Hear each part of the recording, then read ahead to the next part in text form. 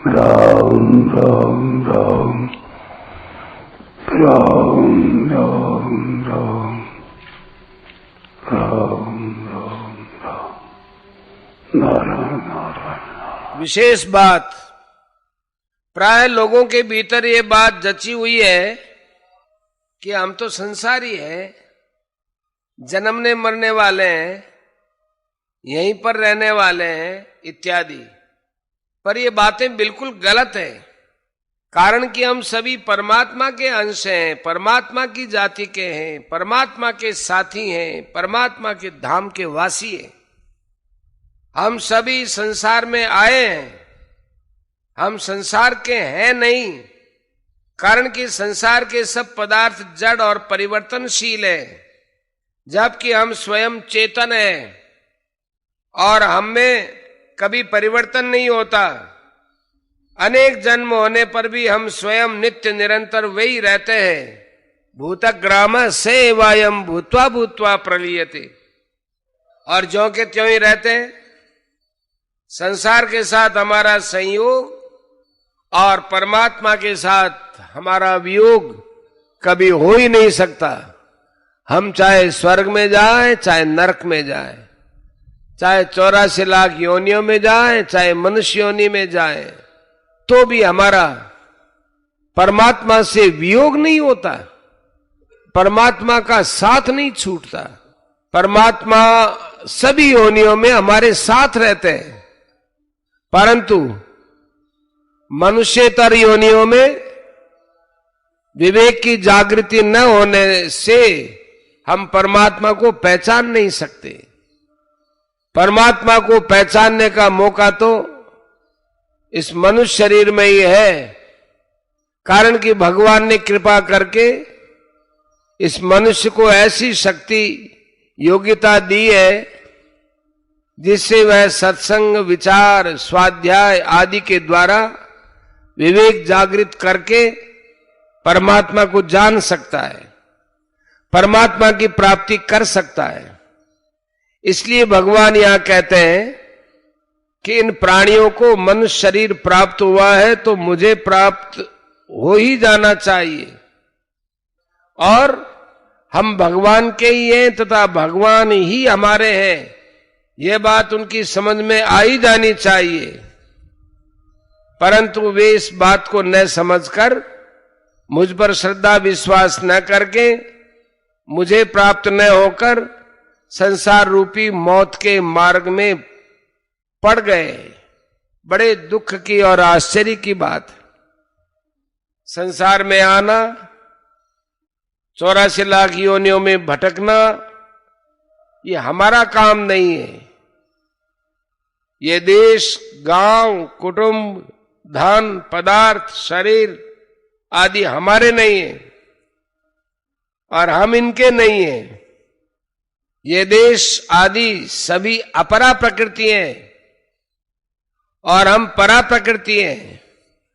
परंतु भूल से हमने अपने को यहां का रहने वाला मान लिया है। इस भूल को मिटाना चाहिए, क्योंकि हम भगवान के अंश हैं, भगवान के धाम के हैं, जहां से लौटकर आना नहीं पड़ता। वहां जाना हमारा खास काम है। जन्म मरण से रहित होना हमारा खास काम है। परंतु अपने घर जाने को, खुद की चीज को कठिन मान लिया, उद्योग साध्य मान लिया। वास्तव में यह कठिन नहीं है। कठिन तो संसार का रास्ता है, जो कि नया पकड़ना पड़ता है, नया शरीर धारण करना पड़ता है, नए कर्म करने पड़ते हैं और कर्मों के फल भोगने के लिए नए नए लोकों में, नई नई योनियों में जाना पड़ता है। भगवान की प्राप्ति तो सुगम है, क्योंकि भगवान सब देश में है, सब काल में है, सब वस्तुओं में है, सब व्यक्तियों में है, सब घटनाओं में है, सब परिस्थितियों में है और सभी भगवान में है। हम हरदम भगवान के साथ हैं और भगवान हरदम हमारे साथ हैं। हम भगवान से और भगवान हमसे कभी अलग हो ही नहीं सकते।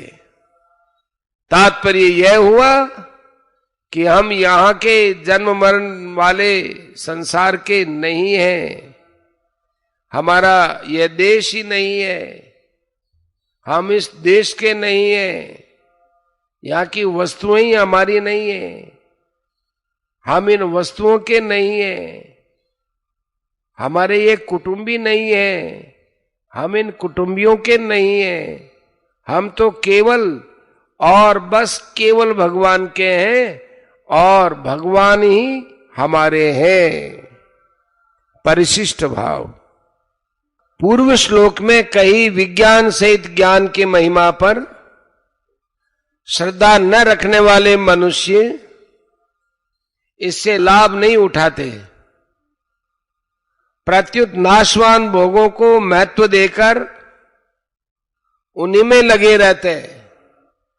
इसलिए वे भगवान को प्राप्त न होकर बार बार जन्मते मरते रहते हैं। स्वतः प्राप्त अमरता का रास्ता छोड़कर मृत्यु के रास्ते पर चलते रहते हैं। अप्राप्य माम कहने का तात्पर्य है कि मनुष्य शरीर में भगवान की प्राप्ति का मौका था, मनुष्य भगवत प्राप्ति के नजदीक आ गया था, पर श्रद्धा न होने के कारण वह भगवान की प्राप्ति न करके संसार में ही घूमता रहता है। जो अनित्य विद्यमान है उसको न मानकर वह जो एक क्षण भी नहीं टिकता उसको मानता है। उसका अंतःकरण इतना अशुद्ध होता है कि भगवान का प्रत्यक्ष प्रभाव देखकर भी उस पर श्रद्धा नहीं करता। जैसे सत्संग कीर्तन आदि में प्रत्यक्ष लाभ देखने पर भी वह उसमें विशेषता से नहीं लगता। किसी प्रिय व्यक्ति की मृत्यु होने पर या अन्य कोई घटना घटने पर उसको संसार से वैराग्य होता है, फिर भी वह उसमें स्थिर नहीं रहता। आश्विन कृष्णा द्वादशी संवत 2052 दिनांक 21 सितंबर 1995 को भूमंडल मात्र में भगवान गणेश जी की प्रतिमाओं के द्वारा दूध पीने की प्रत्यक्ष घटना लोगों के देखने में आई, परंतु अपने को बुद्धिमान समझने वाले कई लोगों ने ऐसी प्रत्यक्ष घटना होने पर भी श्रद्धा नहीं की और अखबार टेलीविजन आदि के माध्यमों से इसका खंडन और किया। कौरवों की सभा में भी जब द्रौपदी का चीरहरण करने की चेष्टा की गई तब साड़ियों का अंबार लग गया, पर दुशासन द्रौपदी को किंचन मात्र भी नग्न नहीं कर सका। इतना बड़ा चमत्कार प्रत्यक्ष देखने पर भी कौरवों को चेत नहीं हुआ। अतः जिनकी बुद्धि तामसी है, अशुद्ध है, उन पर ऐसी विलक्षण घटनाओं का असर नहीं पड़ता, उनकी श्रद्धा नहीं होती, उनको सब उल्टा ही उल्टा दिखता है। 18वें अध्याय का 32वां श्लोक। ऐसे अश्रद्धालु मनुष्य अमरता के मार्ग को छोड़कर मृत्यु के मार्ग में चलते रहते हैं, जिसमें केवल मृत्यु ही मृत्यु है। वे उस मार्ग को पकड़ लेते हैं जिस मार्ग से कभी भगवान की प्राप्ति न हो सके। अपरा को पकड़ने से ही मनुष्य मौत के रास्ते में चला जाता है। अगर वे अपरा को न पकड़े, प्रत्युत जिसकी अपरा प्रकृति है उस भगवान को पकड़े, तो सदा के लिए जन्म मरण से मुक्त हो जाए। मनुष्य इसी जन्म में मुक्त हो सकता है और मुक्ति से भी बढ़कर भगवान का प्रेम प्राप्त कर सकता है, परंतु भगवान से इतनी बड़ी योग्यता, पात्रता, अधिकारिता पाकर भी वह मौत के रास्ते पर चल पड़ता है।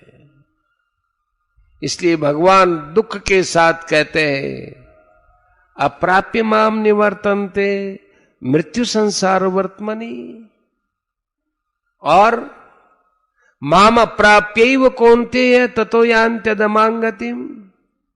इससे सिद्ध होता है कि अभी कल्याण प्राप्ति का बड़ा सुंदर मौका है। मनुष्य खुद अपने कल्याण में लग जाए तो इसमें धर्म, ग्रंथ, महात्मा, संसार, भगवान सब सहायता करते हैं।